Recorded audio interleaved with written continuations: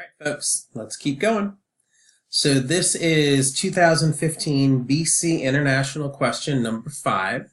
That means no calculator is allowed on this one. And let's see what's going on. Let R be the region in the first quadrant enclosed by the graphs of g of x equals the square root of x and h of x equals x over 3 as shown in the figure above. Okay? We need to find the area of region R. Well, let's make sure we know which graphs we're talking about. G of x equals the square root of x. I know what that looks like, and you should too. That's just that guy there.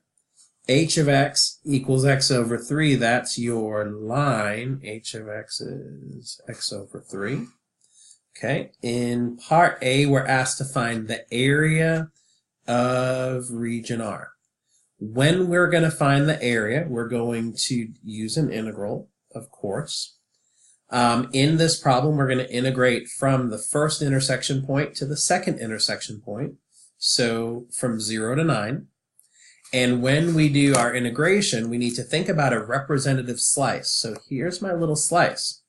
The height of that slice, top minus bottom, is going to be g of x minus h of x. So this is going to be the square root of x minus x over 3. And we're going to integrate with respect to x. Now, knowing that this is for the BC students, I'm going to go a little fast with the integration. Square root of x I'm going to rewrite as x to the 1/2, so I can use my power rule. Minus x over 3, I'm going to rewrite as 1/3 x. Power rule says add 1 to the power, divide by the new power. So x to the 3/2 divided by 3/2, that's the same as 2/3 x to the 3/2. Minus, well, we've got 1/3 x. What happens? Add 1 to the power, you get x squared. Divide by that new power. 1/3 divided by 2 is the same thing as 1/3 times 1/2, which is 1/6. Now we evaluate from 0 to 9.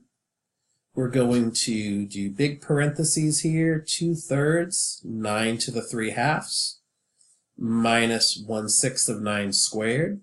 Minus, plug in the bottom value, 2/3, 0 to the 3/2, minus 1/6 of 0 squared. Simplify if you want to, but there is no need to do that, and you're really just wasting time. However, let's do this for completion and some practice. 9 to the 3/2 power means square root of 9, well that's 3. 3 cubed, 3 times 3 times 3 is 27. 2/3 of 27 is 18. Minus 9 squared is 81. 81 over 6. Minus 0, 0. 18 minus 81 over 6, if you get a common denominator. 108 over 6 minus 81 over 6 is 27 over 6. And you can simplify to 9/2. Everything we just did in those last couple of steps, quite honestly, is a waste of time and is just going to be, you run the risk of losing a point. Let's see where the point came from. The integrand, the square root of x minus x over 3 is 1 point.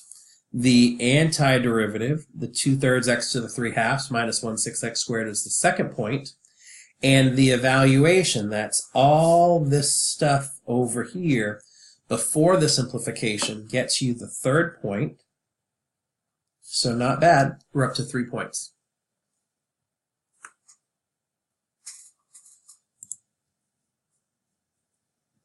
All right, let's keep going with part B. Write but do not evaluate. Oh, I love those questions. An expression involving one or more integrals that gives the volume of the solid generated when R is revolved around the horizontal line y equals 4. Let's get some perspective here. The line y equals 4. Sorry, I had a little bit of an interruption there. So we drew the line y equals 4. This is what we're revolving around. Now, if you're an artist, maybe you are able to sketch the reflection of this region above the line y equals 4. I am really no good at that. I'm going to give it a try, though. So let's see what happens. We've got this curve. which then looks something like that in the reflection. We've got the line, which looks something like that in the reflection. Okay, I've done worse. And we're doing a revolving here. And so what winds up happening is you wind up looking something like that, and then you've got the piece in the back. But the reason that we're going to look at it this way is we know that we've got a hollow object. So when I find the volume of a hollow object, it's always pi times the integral of your big radius squared minus your small radius squared. In this case, integrating with respect to x. The limits of integration are from 0 to 9. The big radius, you always measure from the axis of rotation to the outer curve. So that's big R. The small radius is going to start at the axis of rotation and go to the inside curve. That's little r. Well, how long is big R? Big R starts on this line y equals 4 and goes down to the curve h of x. So this is 4 minus h of x, the whole thing squared, minus, now the small radius starts on y equals 4 and goes down to the curve g of x. So this is 4 minus g of x, the whole thing squared. And that's that. College Board offered 2 points for the integrand and 1 point for the constant and the limits for a grand total of 3 points. That's a pretty typical question for the College Board to ask students to do. So I'd make sure that you are really, really super comfortable with this process. Now let's go on to part C.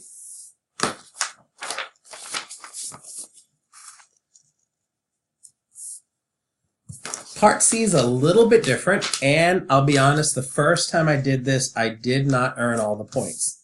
Now, I came close. I did a pretty good job, but I didn't nail it. I didn't get all the points. Find the maximum vertical distance between the graph of G and the graph of H between x equals 0 and x equals 16. Now let's think about that for a second. We're looking for the vertical distance. Since I've already marked this graph up a bit, vertical distance, we're looking for like this guy right here. Let's call that D. That vertical distance is going to be determined by g of x minus h of x. And you might say, okay, well, what's the big deal? The problem is that we're going from x equals 0 all the way out here past the intersection point to x equals 16. And the line, the line keeps going, the curve keeps going, and if here's, say, x equals 16, I've got to think about vertical distance in this part, but I have to think of it differently out here, because out here the vertical distance is going to be not g of x minus h of x, but now it's h of x minus g of x. Okay, so that's something to keep in mind. All right, so what's going on? I want maximum vertical distance. Well, let's see. A couple of ways you could approach this. You could say let D be g of x minus h of x. So that is the square root of x minus x over 3. And what I want to do is really, if we're looking at distance, I should take the absolute value. And what I need is for D to be a maximum,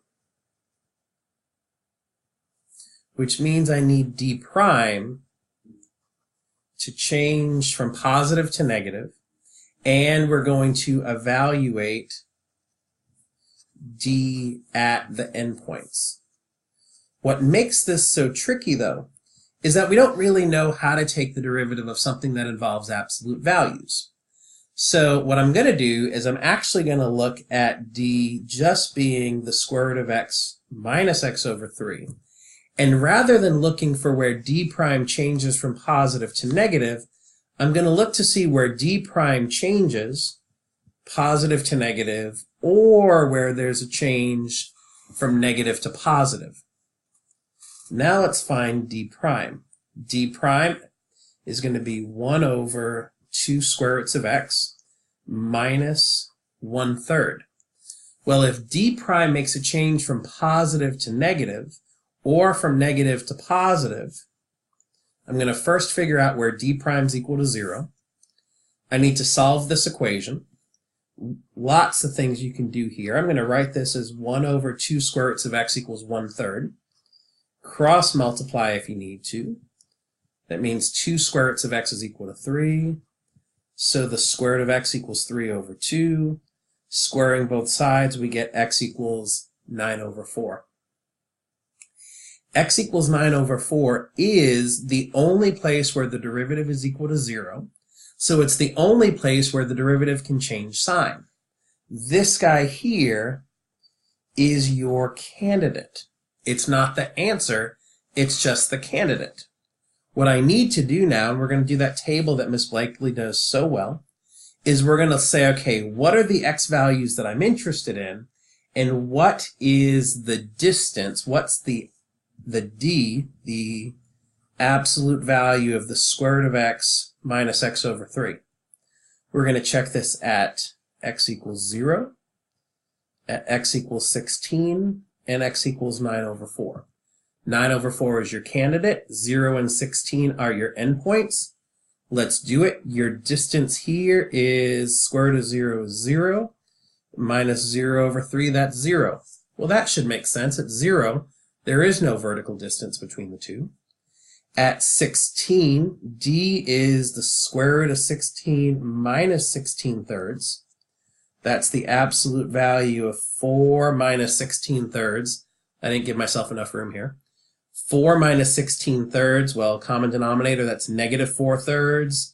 But then you take the absolute value and you get positive 4/3. At 9/4, it's going to be the absolute value of the square root of 9/4 minus 9/4 divided by 3. Square root of 9/4 is 3/2. 9/4 divided by 3 is 3/4. Find a common denominator here. 3/2 minus 3/4 is 3/4. That means the absolute value, it stays 3/4. What is the maximum vertical distance between the two graphs? Does it happen at 0? No. Does it happen at 16? Or does it happen at 9/4? Since 4/3 is greater than 1 and 3/4 is less than 1, we know that the maximum vertical distance is at x equals 16. There we go. And let's just make sure that we know what the question's asking, because I think I've lost track of this. It says find the maximum vertical distance. What is that distance? The distance is 4/3. Okay, how did they award points? They awarded points for finding the derivative and setting that equal to 0, identifying 9 over 4 as a candidate, and then your answer and justification. Now this is the scary part. All of this work here was answer and justification. That's 3 points.